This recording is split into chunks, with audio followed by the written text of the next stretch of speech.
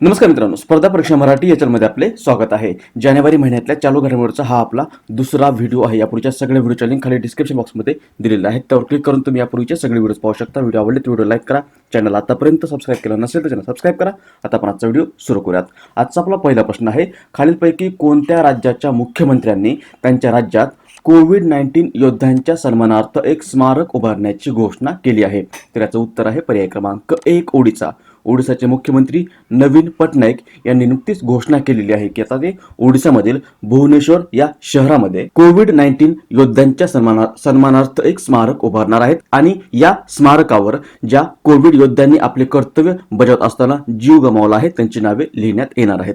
त्यामुळे उत्तर होईल पर्याय क्रमांक 1 ओडिसा। ओके, हे आहे कोविड-19 योद्ध्यांचं स्मारक। आता आपण बाकीचे ऑप्शन पाहूयात। दुसरा ऑप्शन आहे राजस्थान। राजस्थानमध्ये काही दिवसापूर्वीच भारतातील पहिलं अवयवदाता स्मारक किंवा ऑर्गन डोनर मेमोरियल उभारण्यात आलेलं आहे। त्यानंतर केरळमध्ये भारतातील पहिलं बायोमेडिकल पार्क किंवा जैववैद्यकीय उद्यान उभारण्यात येत आहे। आणि त्यानंतर पश्चिम बंगालमध्ये काही दिवसापूर्वीच भारतातील पहिलं टायर पार्क उभारण्याचा निर्णय घेण्यात आलेला आहे। टायर पार्क आहे पश्चिम बंगालमध्ये, बायो मेडिकल पार्क आहे केरळमध्ये आणि ऑर्गन डोनर मेमोरियल आहे राजस्थानमध्ये। उत्तर होईल पर्याय क्रमांक 1 ओडिसा। इथे ओडिसाचा उल्लेख आलेला आहे मॅपमध्ये बघा, इथे आहे ओडिसा। ओडिसाची निर्मिती झाली होती 1 एप्रिल 1936 ला। राजधानी आहे भुवनेश्वर। राज्यपाल आहेत गणेशी लाल। मुख्यमंत्री आहेत नवीन पटनायक। ओडिसाच्या विधानसभेमध्ये 147 सदस्य असून ओडिसामधून लोकसभेवर 21 आणि राज्यसभेवर 10 सदस्य निवडून दिले जातात। क्षेत्रफळानुसार 8वा आणि लोकसंख्येनुसार 11वा क्रमांक आहे ओडिसाचा भारतामध्ये। सीमा झारखंड, पश्चिम बंगाल, आंध्र प्रदेश, छत्तीसगड संलग्न असून हिराकूड धरण याच ओडिसामध्ये महानदीवर 1950 या वर्षामध्ये बांधण्यात आलेला आहे। राज्य फूल आहे बुरांश, राज्य पक्षी आहे हिमालय मोनाल, राज्य प्राणी आहे सांबर, राज्य वृक्ष आहे बुरांश, प्रसिद्ध नृत्य आहे ओडिसी आणि प्रमुख नदी आहे ओडिसी। सोबतच याच ओडिसामध्ये काही दिवसापूर्वीच रौरकेला एक शहर आहे। या रौरकेला या ठिकाणी भारतातील सर्वात मोठं हॉकी स्टेडियम उभारण्याची घोषणा करण्यात आली किंवा हे उभारण्यात येत आहे। हे 2023 या वर्षापर्यंत तयार करण्यात येणार असून यामध्ये जवळपास 20,000 प्रेक्षक बसतील अशी क्षमता निर्माण करण्यात येणार आहे आणि हे 2023 पूर्वी तयार करण्यात येणार आहे। 2023 पूर्वी का, तर 2023 मध्ये मेन्स हॉकी वर्ल्ड कप ही स्पर्धा याच ओडिसामध्ये होणार आहे। भुवनेश्वर आणि रौरकेला या 2 शहरामध्ये ही स्पर्धा आयोजित करण्यात येणार आहे। कालावधी आहे 13 ते 29 जानेवारी 2023। या कालावधीमध्ये भारतातील ओडिसातील भुवनेश्वर आणि रौरकेला या 2 शहरामध्ये मेन्स हॉकी वर्ल्ड कप 2023 ही स्पर्धा आयोजित करण्यात येणार आहे आणि यापूर्वी हे स्टेडियम तयार करण्यात येणार आहे, भारतातील हॉकीचं सर्वात मोठं स्टेडियम। ओके, इथे मेन्स हॉकी वर्ल्ड कपचा उल्लेख आलेला आहे। मेन्स हॉकी वर्ल्ड कप हा भारतामध्ये आता 2023 मध्ये आयोजित करण्यात येणार आहे आणि भारतामध्ये हा आतापर्यंत आयोजित करण्यात येणारा 4था वर्ल्ड कप आहे। पहिल्यांदा हा 1982 मध्ये मुंबईमध्ये आयोजित करण्यात आला होता। त्यानंतर दुसऱ्यांदा हा 2010 मध्ये नवी दिल्लीमध्ये, तिसऱ्यांदा हा 2018 मध्ये भुवनेश्वर या शहरामध्ये आयोजित करण्यात आला होता। आता चौथ्यांदा हा 2023 मध्ये ओडिसातील भुवनेश्वर आणि रौरकेला या शहरामध्ये आयोजित करण्यात येणार आहे। हे मुद्दे आपण इथे लक्षात ठेवत। तसंच हा हॉकीचा वर्ल्ड कप आहे किंवा इथे हॉकीचा उल्लेख आलेला आहे। भारताचे हॉकीचे जादूगार म्हणून कोणाला ओळखलं जातं, तर भारताचे हॉकीचे जादूगार म्हणून मेजर ध्यानचंद यांना ओळखलं जातं आणि यांचा जन्मदिवस हा 29 ऑगस्ट आहे आणि हा दरवर्षी भारतामध्ये राष्ट्रीय क्रीडा दिन म्हणून साजरा करण्यात येतो आणि याच दिनाच्या निमित्ताने दरवर्षी भारतामध्ये राजीव गांधी खेलरत्न पुरस्कार वितरित केले जातात आणि राजीव गांधी खेलरत्न पुरस्कार हा भारताचा सर्वोच्च असा क्रीडा पुरस्कार आहे। चला पुढचा प्रश्न, भारत सरकारने खालीलपैकी कोणत्या राज्याला AFSPA कायद्याअंतर्गत पुढील 6 महिन्यासाठी अशांत क्षेत्र म्हणून घोषित केलं आहे? याचं उत्तर आहे पर्याय क्रमांक 2 नागालँड। नुकतंच भारत शासनाने नागालँड या राज्याला पुढील 6 महिन्यासाठी आता या अफसा कायद्याअंतर्गत अशांत क्षेत्र म्हणून घोषित केलेलं आहे। हे AFSPA काय, तर याचा लॉंग फॉर्म होतो arm force special power act हा या AFSPA चा लॉंग फॉर्म होतो। हा कायदा 1958 मध्ये निर्माण करण्यात आला होता आणि हा कायदा लष्कराला जम्मू काश्मीर आणि ईशान्य भारतामध्ये वादग्रस्त भागामध्ये विशेष अधिकार प्रदान करणारा कायदा आहे आणि भारताच्या केंद्रीय गृह मंत्रालयाने नुकतंच नागालँडमध्ये हा AFSPA म्हणजे अफसा हा कायदा लागू करून नागालँडला पुढील 6 महिन्यासाठी अशांत क्षेत्र म्हणून घोषित केलेलं आहे. केंद्र सरकारने याबाबतची अधिसूचना जाहीर करून नागालँड राज्यामध्ये गोंधळाची व धोकादायक अशी परिस्थिती असल्यानं संपूर्ण नागालँडमध्ये आता 30 डिसेंबर पासून पुढील 6 महिन्यासाठी हा कायदा लागू केलेला आहे किंवा आता नागालँडला अशांत क्षेत्र म्हणून घोषित केलेला आहे. त्यामुळे उत्तर होईल पर्याय क्रमांक 2 नागालँड. नागालँड मॅपमध्ये बघा इथे आहे नागालँड, हा आहे नागालँड. नागालँडची निर्मिती झालेली आहे 1 डिसेंबर 1963 ला. राजधानी आहे कोहिमा. राज्यपाल आहेत आर्यन रवी. मुख्यमंत्री आहेत नेफ्यू रिओ. विधानसभेमध्ये 60 सदस्य असून नागालँडमधून लोकसभेवर 1 आणि राज्यसभेवर 1 सदस्य निवडून दिला जातो. सीमा आसाम, अरुणाचल प्रदेश, मणिपूर व म्यानमारशी संलग्न असून प्रमुख भाषा आहेत अँग्मी आणि चांग. प्रमुख उद्योग आहेत शेती, हातमाग आणि विणकाम. आणि प्रमुख पिके आहेत तांदूळ, डाळ, ऊस आणि कापूस. पुढचा प्रश्न आहे खालीलपैकी कोण इस्रोचे अध्यक्ष आहेत? याचं उत्तर आहे पर्याय क्रमांक 1 डॉक्टर के शिवन. डॉक्टर के शिवन हे सध्या इस्रोचे अध्यक्ष आहेत. आणि हा प्रश्न आपण घेतलाय कारण हे इस्रोचे जे अध्यक्ष आहेत डॉक्टर के शिवन हे 2018 पासून इस्रोचे अध्यक्ष आहेत आणि आता हे यावर्षी म्हणजे 14 जानेवारी 2021 या दिवशी रिटायर होणार होते किंवा त्याचा कार्यकाल संपणार होता. परंतु नुकतंच भारत शासनाने त्यांचा कार्यकाल पुढील 1 वर्षासाठी वाढवला आहे किंवा त्यांना एक्सटेन्शन दिलेलं आहे. त्यामुळे ते आता 14 जानेवारी 2022 पर्यंत इस्रोचे अध्यक्ष असणार आहेत.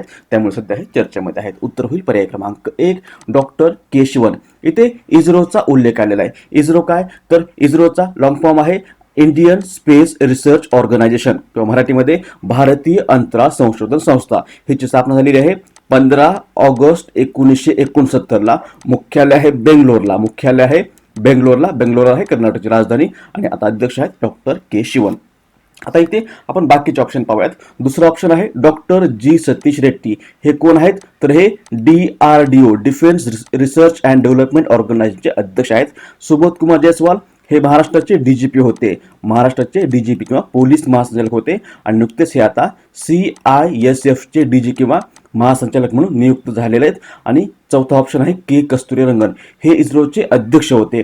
हे 1994 ते 2003 या कालामध्ये इस्रोचे अध्यक्ष होते आणि हे पण सध्या चर्चेमध्ये आहेत कारण नुकतंच भारत शासनाने न्यू एज्युकेशन पॉलिसी किंवा नॅशनल एज्युकेशन पॉलिसी 2020 जाहीर केलेली आहे आणि तब्बल 34 वर्षानंतर भारताने न्यू एज्युकेशन पॉलिसी जाहीर केलेली आहे. ही एज्युकेशन पॉलिसी किंवा हे नवीन शैक्षणिक धोरण जे आहे ते 1986च्या धोरणाची जागा घेणार आहे. आणि हे जे धोरण आहे नवीन एज्युकेशन धोरण किंवा राष्ट्रीय शिक्षण धोरण 2020 हे याच के कस्तुरीरंगन यांच्या समितीच्या शिफारशीनुसार लागू करण्यात आलेलं आहे. त्यामुळे बाकीचे ऑप्शन हे महत्त्वाचे आहेत आणि या प्रश्नाचं उत्तर आहे डॉक्टर के शिवन.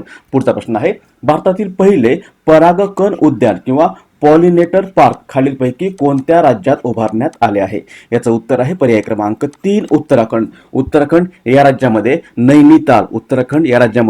नैनिताल या ठिकाणी भारतातील पहिलं पॉलिनेटर पार्क किंवा परागकण उद्यान किंवा त्यालाच परागकर्ता उद्यान असं म्हटलेलं आहे हे उभारण्यात आलेलं आहे. आणि हे फुलपाखरे, मधमाशा आणि कीटकांच्या 40 प्रजातींचं वास्तव्य असलेलं देशातील पहिलंच परागकण उद्यान आहे. उत्तर होईल पर्याय क्रमांक 3 उत्तराखंड. उत्तराखंड मॅपमध्ये बघा इथे आहे उत्तराखंड. निर्मिती 9 डिसेंबर 2000. राजधानी आहे 2 आहेत. एक आहे देहरादून आणि दुसरी आहे गैरसैन. राज्यपाल आहेत बेबी राणी मौर्य. मुख्यमंत्री आहेत त्रिवेंद्र सिंह रावत. विधानसभेमध्ये 71 सदस्य असून या उत्तराखंडमधून लोकसभेवर 5 आणि राज्यसभेवर 3 सदस्य निवडून दिले जातात. गंगा नदीचा उगम याच उत्तराखंडमध्ये गंगोत्री या ठिकाणी झालेला आहे. प्रमुख नद्या आहेत गंगा, यमुना, रामगंगा. प्रमुख धार्मिक स्थळे आहेत केदारनाथ, बद्रीनाथ, हरिद्वार आणि ऋषिकेश. पुढचा प्रश्न ब्लूमबर्ग बिलियनियर्स इंडेक्सनुसार खालीलपैकी कोण आशियातील सर्वात श्रीमंत व्यक्ती ठरले आहेत?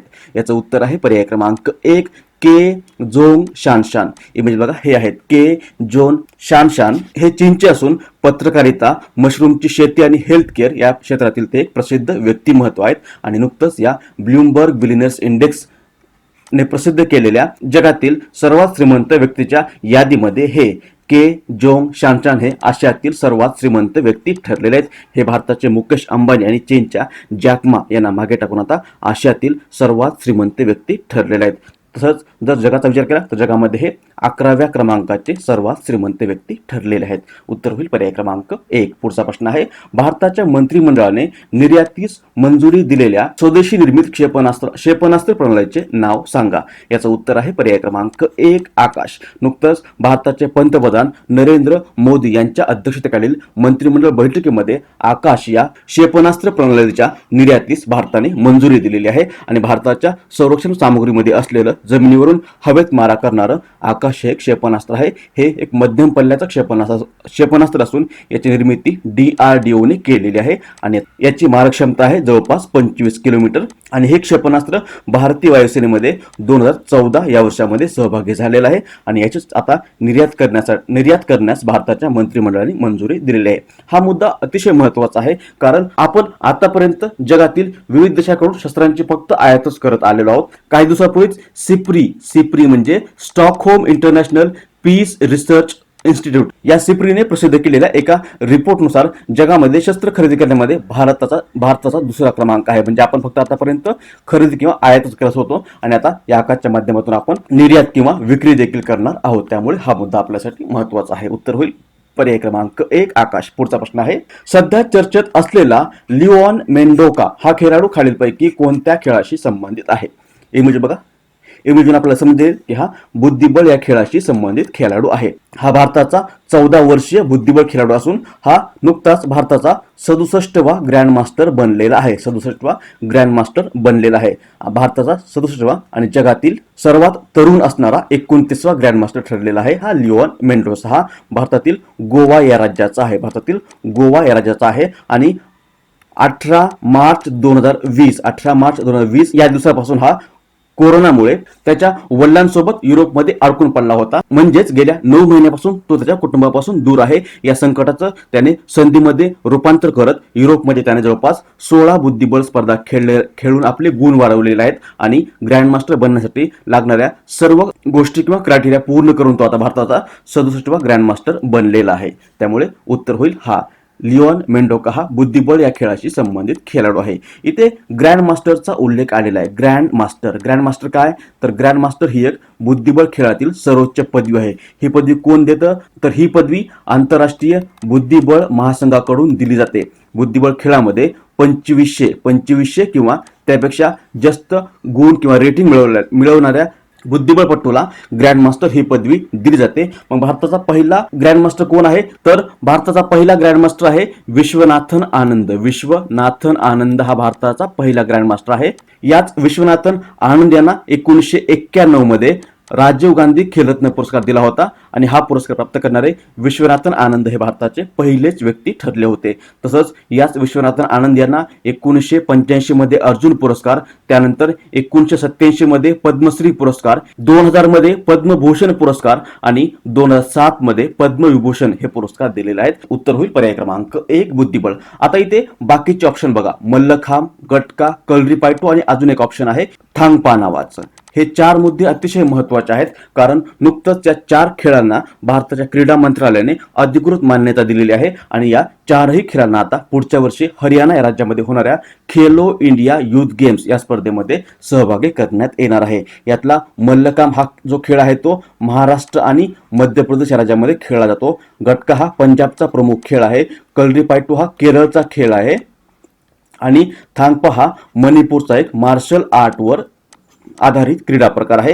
हे 4ही खेळ अतिशय महत्त्वाचे आहेत. यावर आपल्याला आपल्या परीक्षेमध्ये प्रश्न विचारला जाऊ शकतो आणि या 4ही खेळांना आता खेलो इंडिया युथ गेम्स मध्ये सहभागी करण्यात येणार आहे. या खेळांचा या स्पर्धेमध्ये समावेश करण्यात येणार आहे. 2021 मध्ये होणाऱ्या ही 2021 ची खेलो इंडिया युथ गेम्स ही स्पर्धा हरियाणा या राज्यामध्ये होणार आहे. ही जी खेलो इंडिया युथ गेम्स स्पर्धा आहे ही पहिल्यांदा 2018 मध्ये आयोजित करण्यात आली होती. 2018 मध्ये ही दिल्ली या ठिकाणी झाली होती. त्यानंतर 2019 मध्ये ही महाराष्ट्रातील पुणे या शहरामध्ये आयोजित करण्यात आली होती. 2020 ची आपल्यासाठी महत्त्वाची आहे. यावर आपल्याला आता प्रश्न येऊ शकतो. 2020 ची झाली होती गुवाहाटी या शहरामध्ये. गुवाहाटी आहे आसाममध्ये. याच गुवाहाटी या ठिकाणी 2020 ची खेलो इंडिया युथ गेम्स ही स्पर्धा संपन्न झाली होती. कालावधी होता 10 जानेवारी ते 22 जानेवारी 2020 या कालावधीमध्ये खेलो इंडिया युथ गेम्स 2020 ही स्पर्धा संपन्न झाली होती. यामध्ये महाराष्ट्राने सर्वाधिक पदक जिंकलेले आहेत. जवळपास 256 पदक महाराष्ट्राने जिंकलेले आहेत. त्यामध्ये 88 सुवर्ण पदक होते, 77 रौप्य पदक आणि 101 कांस्य पदकांचा समावेश आहे. तसंच आता 2021 मध्ये ही स्पर्धा हरियाणा या राज्यामध्ये होणार आहे. तसंच याच स्पर्धेसोबत 2020 पासून खेलो इंडिया युनिव्हर्सिटी गेम्स ही स्पर्धा देखील आयोजित करण्यास सुरुवात झालेली आहे. 2020 मध्ये ही स्पर्धा ओडिशातील भुवनेश्वर या शहरामध्ये संपन्न झालेली आहे. ओडिशातील भुवनेश्वर या शहरामध्ये ही खेलो इंडिया युनिव्हर्सिटी गेम्स स्पर्धा पहिल्यांदा संपन्न झालेली आहे. यामध्ये सर्वाधिक पदक जिंकलेले आहेत पंजाब युनिव्हर्सिटीने आणि दुसऱ्या क्रमांकावर राहिलेला आहे महाराष्ट्रातील सावित्रीबाई फुले पुणे विद्यापीठ. पंजाबने जवळपास 46 पदक जिंकले होते आणि सावित्रीबाई फुले पुणे विद्यापीठ या विद्यापीठाने 37 पदक जिंकले होते. पुढचा प्रश्न आहे, खालीलपैकी कोणत्या दिवशी डीआरडीओने आपला 63वा स्थापना दिवस साजरा केला आहे? याचं उत्तर आहे पर्याय क्रमांक 3 1 जानेवारी. 1 जानेवारी 2020 या दिवशी नुकतंच डीआरडीओने आपला 63वा स्थापना दिवस साजरा केलेला आहे. डीआरडीओ काय तर लॉंग फॉर्म आहे defence research and development organisation. या डीआरडीओची स्थापना झाली होती 1 जानेवारी 1958ला. याचं मुख्यालय आहे नवी दिल्लीला आणि सध्याचे अध्यक्ष आहेत डॉक्टर जी सतीश रेड्डी. आणि याच डीआरडीओने नुकताच 1 जानेवारी 2020 या दिवशी आपला 63वा स्थापना दिवस साजरा केलेला आहे. पुढचा प्रश्न आहे, खालीलपैकी कोणता दिवस महाराष्ट्रात बालिका दिन म्हणून साजरा करण्यात येतो? उत्तर आहे पर्याय क्रमांक 4 3 जानेवारी. 3 जानेवारी हा दिवस दरवर्षी महाराष्ट्रामध्ये सावित्रीबाई फुले यांच्या जन्मदिनाच्या निमित्ताने बालिका दिन म्हणून साजरा करण्यात येतो. सावित्रीबाई फुले यांचा जन्म 3 जानेवारी 1831 या दिवशी झाला होता. कुठे झाला होता तर नायगाव आहे खंडाळा या तालुक्यामध्ये आणि जिल्हा आहे सातारा. या ठिकाणी या सावित्रीबाई फुले यांचा जन्म 3 जानेवारी 1831 या दिवशी झाला होता. महाराष्ट्रातील पहिल्या स्त्री शिक्षिका व मुख्याध्यापिका म्हणून यांचा उल्लेख करण्यात येतो. तसंच महाराष्ट्रातील स्त्री मुक्ती आंदोलनाची पहिली अग्रणी म्हणून देखील यांचा उल्लेख करण्यात येतो आणि यांचा जन्मदिवस 3 जानेवारी हा दरवर्षी महाराष्ट्रामध्ये बालिका दिन म्हणून साजरा करण्यात येतो. त्यामुळे उत्तर होईल पर्याय क्रमांक 4. इथे पहिला ऑप्शन आहे 11 ऑक्टोबर. 11 ऑक्टोबर हा दिवस आंतरराष्ट्रीय बालिका कन्या दिन आहे आणि 24 जानेवारी हा दिवस भारतामध्ये राष्ट्रीय बालिका दिन म्हणून साजरा करण्यात येतो. पुढचा प्रश्न आहे, खालीलपैकी कोणत्या राज्य सरकारने त्यांच्या राज्यात नुकतेच गोहत्या प्रतिबंधक विधेयक मंजूर केले आहे? याचं उत्तर आहे पर्याय क्रमांक 2 कर्नाटक या राज्याने नुकतंच कर्नाटकमध्ये गोहत्या प्रतिबंध आणि संरक्षण विधेयक 2020 मंजूर केलेलं आहे आणि या नव्या विधेयकानुसार गायींची अवैध विक्री, अवैध वाहतूक दंडनीय अपराध असणार आहे. तसंच या विधेयकातील सेक्शन 1-2 नुसार गुरं म्हणजे गायीचं वासरू, बैल तसंच 13 वर्षाखालील म्हैस व रेडा यांचा समावेश करण्यात आला असून या विधेयकानुसार जर गोहत्या घडून आल्यास गुन्हा दाखल होऊन 3 ते 5 वर्षाचा तुरुंगवास देखील होऊ शकतो आणि तसंच या शिक्षेसह कायद्याचं उल्लंघन करणाऱ्याला 50,000 ते 5 लाख रुपयाचा दंडही भरावा लागणार आहे. त्यामुळे उत्तर होईल पर्याय क्रमांक 2 कर्नाटक. मॅपमध्ये बघा इथे आहे कर्नाटक निर्मिती झाली होती 1 नोव्हेंबर 1956ला. राजधानी आहे बेंगळुरू. राज्यपाल आहेत विजूभाई वाला. मुख्यमंत्री आहेत BS येदियुरप्पा. विधानसभेमध्ये 225 सदस्य असून विधान परिषदेमध्ये 75 सदस्य आहेत. कर्नाटकमधून लोकसभेवर 28 आणि राज्यसभेवर 12 सदस्य निवडून दिले जातात. जिल्हे 30 होते, आता एक वाढलेला आहे विजयनगर, आता जिल्हे झालेले आहेत 31.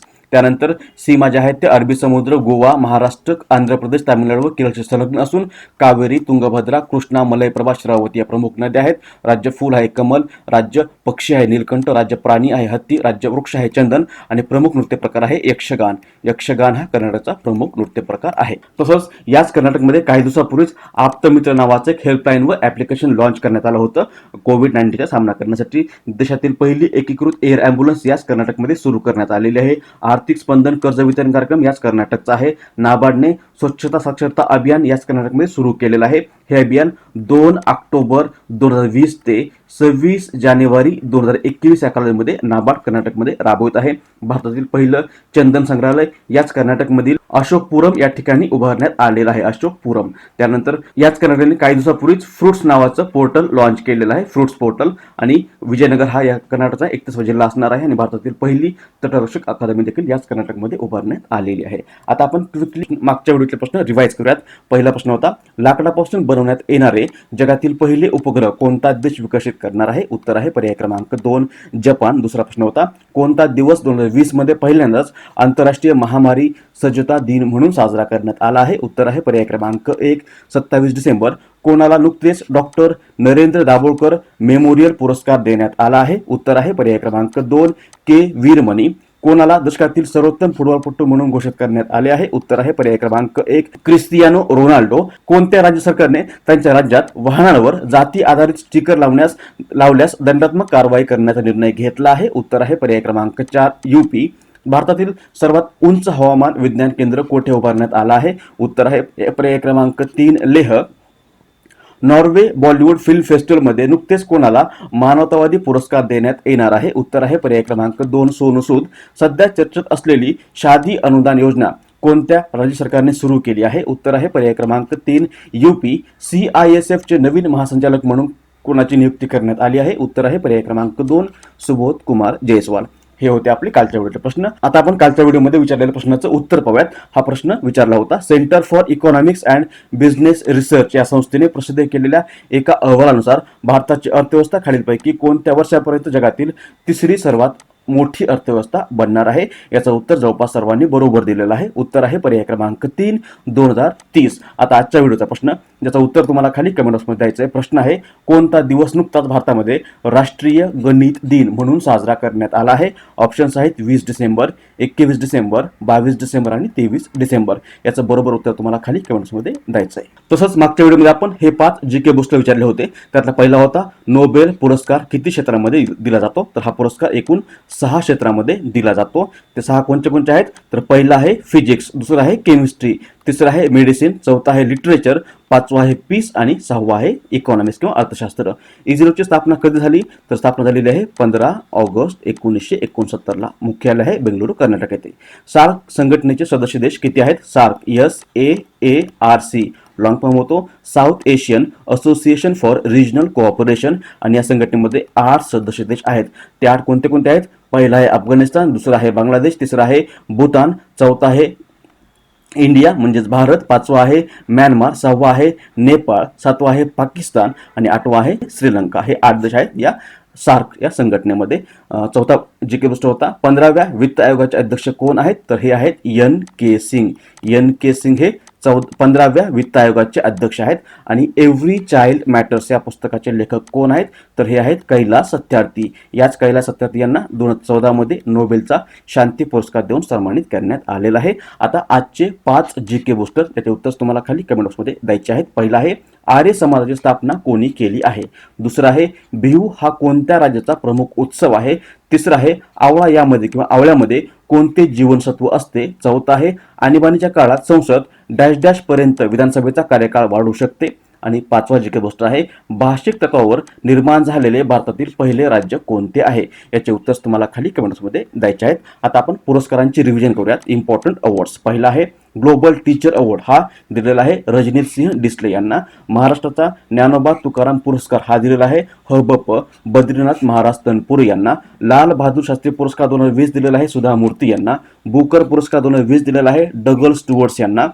2020चा बाल शांती पुरस्कार सादत रहमान बांगलादेशचा आहे हा. JCB साहित्य पुरस्कार 2020 दिलेला आहे S हरेश यांना. भारतरत्न डॉक्टर आंबेडकर पुरस्कार सुनील शेट्टी.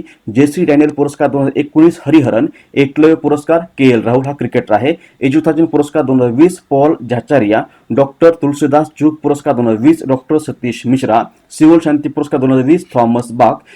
ISA म्हणजे इंटरनॅशनल सोलार अलायन्सचा पहिला कल्पना चावला पुरस्कार डॉक्टर भीम सिंग.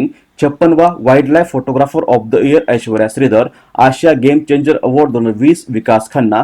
महाराष्ट्राचा डॉक्टर ग.ना. जोळकर पुरस्कार डॉक्टर ददीप पुंडे यांना देण्यात आलेला आहे. 2020चा नेल्सन मंडेला पुरस्कार मौरिसाना क्वायट आणि मारियाना वर्दिनॉनिस यांना देण्यात आलेला आहे. 2020चा वॉन कर्मन पुरस्कार हा दिलेला आहे डॉक्टर के शिवन यांना. महाराष्ट्राचा नटवरे प्रभाकर पणशीकर जीवनगौरव पुरस्कार दिलेला आहे रत्नाकर मतकर यांना. त्यानंतर 31वा इंदिरा गांधी राष्ट्रीय एकता पुरस्कार चंडी प्रसाद भट. महाराष्ट्राचा लता मंगेशकर पुरस्कार 2020 उषा मंगेशकर. शांतीस्वरूप भटनागर पुरस्कार 2020 यावर्षी एकूण 14 व्यक्तींना देण्यात आलेला आहे. त्यामध्ये 4 महाराष्ट्रातील व्यक्तींचा समावेश आहे. 2020चा डेटन साहित्यिक पुरस्कार कॅनडाच्या मार्गारेट एटवूड यांना देण्यात आलेला आहे. आशिया गेम चेंजर पुरस्कार 2020 भारताचे प्रसिद्ध आचार्य आहेत विकास खन्ना यांना देण्यात आलेला आहे. जर्मनीचा शांती पुरस्कार 2020 Amartya Sen. World food award 2020 doctor Ratan लाल. त्यानंतर रॅमन मॅग्सेसे पुरस्कार 2020 यावर्षी रद्द करण्यात आलेला आहे कोविड-19 मुळे.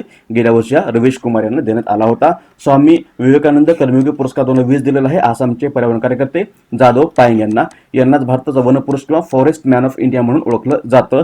55वा ज्ञानपीठ पुरस्कार हा दिलेला आहे प्रसिद्ध मल्याळम कवी अक्कीतम अच्युतम नंबूदरी यांना आणि यांचं काही दिवसापूर्वी निधन देखील झालेलं आहे. नोबेल पुरस्कार 2020 हे पुरस्कार नुकतेच 10 डिसेंबर या दिवशी प्रदान करण्यात आलेले आहेत. 10 डिसेंबर हा मानवी हक्क दिन असतो. आणि फिजिक्समधला नोबेल पुरस्कार दिलेला आहे तिघांना, रॉजर पेनरोज, रेनहार्ड गेंजर आणि अँड्रिया गेंज यांना. केमिस्ट्रीमधला दिलेला आहे इमॅन्युअल चार्पेंटर आणि जेनिफर डॉडना यांना. मेडिसिनमधला तिघांना दिला आहे मायकल हाउटन, हार्वे जे अल्ट्रा आणि चार्ल्स राईस यांना. इकॉनॉमिक्समधला दोघांना, पॉल आर मिलग्रोम आणि रॉबर्ट बी विल्सन. साहित्यामधला दिलाय लुईस ग्लुक यांना. शांतता दिलेला आहे वर्ल्ड फूड प्रोग्रामला. तसंच राजीव गांधी खेलरत्न पुरस्कार 2020 हा यावर्षी 5 व्यक्तींना देण्यात आलेला आहे. त्यामध्ये पहिला आहे रोहित शर्मा, दुसरी आहे विनेश फोगट, तिसरी आहे राणी रामपाल, चौथा आहे मरियप्पन थंगवेलू आणि 5वी आहे मनिका बत्रा. आणि राजीव गांधी खेलरत्न पुरस्कार प्राप्त करणारा रोहित शर्मा आतापर्यंतचा चौथा क्रिकेटर ठरलेला आहे. यापूर्वी भारताच्या सचिन तेंडुलकरला 1997 मध्ये, महेंद्रसिंग धोनीला 2007 मध्ये आणि विराट कोहलीला 2018 मध्ये राजीव गांधी खेलरत्न पुरस्कार मिळाला होता. आता आपण इथे थांबूयात. सोबतच या व्हिडिओची PDF फाईल जी आहे ती तुम्हाला आपल्या टेलिग्राम चॅनलवर मिळेल. त्याची लिंक खाली डिस्क्रिप्शन बॉक्समध्ये दिलेली आहे.